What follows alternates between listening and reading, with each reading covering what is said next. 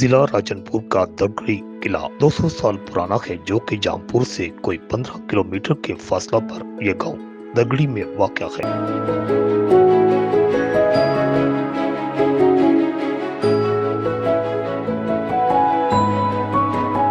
اس قلعہ کے بارے میں کوئی مکمل ٹھوس ثبوت تو نہیں ہے کہ اسے کب اور کس نے تعمیر کیا، لیکن عام طور پر یہ مشہور ہے کہ اسے درگڑ یا درا قوم جو کہ یہاں آباد تھی، اس قوم نے تعمیر کیا تھا۔ یہ بھی کہا جاتا ہے کہ یہ قوم سکہ شاہی دور جو کہ مغلیہ سلطنت کے بعد کا دور ہے، راجہ رنگیت سنگھ کے دور میں یہ قوم آباد تھی اور اس نے یہ قلعہ رہائشی طور پر قائم کیا یا تجارتی قافلوں کی حفاظت یا پڑاؤ کے لیے تعمیر کیا تھا۔ اس قلعہ میں 12 کمرے بنائے گئے جو بظاہر رہائشی معلوم ہوتے ہیں، اور 4 بڑے داخلی دروازے بنائے گئے جو کہ ایک رہائشی فصیل بند قلعہ کے بنائے جاتے ہیں۔ لیکن اس قلعہ کی الگ بات یہ ہے کہ قلعہ مکمل طور پر مٹی سے تعمیر کیا گیا۔